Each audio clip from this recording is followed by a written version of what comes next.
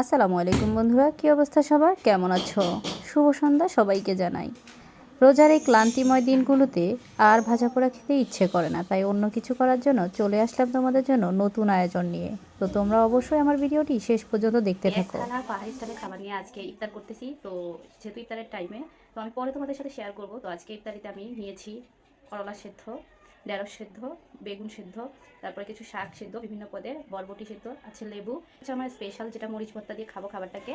আর এখানে আছে দেখো চিচিঙ্গা সেদ্ধ আর আছে গাজর সেদ্ধ। হ্যাঁ, তো এখন আমি খাবারটা শুরু করি। আসলে আমি জানি না খাবারটা খেতে কেমন হবে, তো অনেস্টলি আজকে আমি তোমাদের সাথে রিভিউ দেওয়ার চেষ্টা করব। তো প্রথমেই আমি খাবো হচ্ছে সেদ্ধ শাক। এই যে দেখো সেদ্ধ শাক, আমি ডাইনিংয়ে বসিনি, আসলে ওখানে ঝামেলা চলতেছে, তাই এই হলো আমার মরিচ ভর্তা। এখন আমি খাবো, দেখি কি ফলাফল ফাইনালি, যদিও আমি কখনো খাইনি। বিসমিল্লাহির রহমানির রহিম। আসলে মোটামুটি এই খাবারগুলোই আমাদের জন্য বেস্ট, তো ভালোই লাগতেছে, খারাপ লাগবে না। কিন্তু এখন যেটা তোমাদের সাথে শেয়ার করবো সেটা হচ্ছে এই করলা। দেখি করলা কি সত্যি তিতা লাগে কিনা, আজকে খেয়ে ট্রাই করবো মরিচ ভর্তা দিয়ে। তবে খাবারটা আমরা যারা বাঙালি আছি তাদের জন্য তো আহামরি টেস্টিও না। তো এই নাও করলা নিলাম, দেখো এখন খাবো। আরে ভাই, আমি তো করলা পছন্দ করি না, তাও আমার কাছে তেমন একটা বেস্ট লাগে না। এখন খাবো হচ্ছে বরবটি। করলাটা অনেক তিতাই লাগছে আমার কাছে, সবাই বলে আর কি সিদ্ধ করলে নাকি তিতা লাগে না, আসলে ভুল কথাটা। এবার আমি নেব হচ্ছে বরবটি,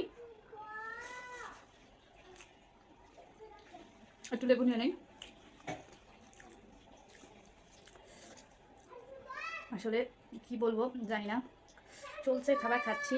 এবার নেব বেগুন, এই হচ্ছে বেগুন, খাবো বেগুনটা, দেখি কেমন লাগে বেগুনের বিষয়। যারা বাঙালি তারা কখনো এইসব খাবার ফেভার করে না, ঠিক আছে?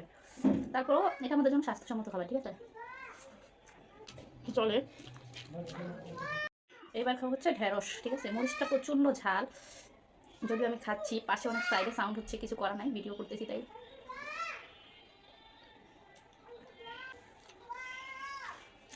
বন্ধুরা, এই ভিডিও আমি সব খাবারটা শেষ করবো, পরে তোমাদের সাথে ভিডিও শেয়ার করবো। আল্লাহ হাফিজ।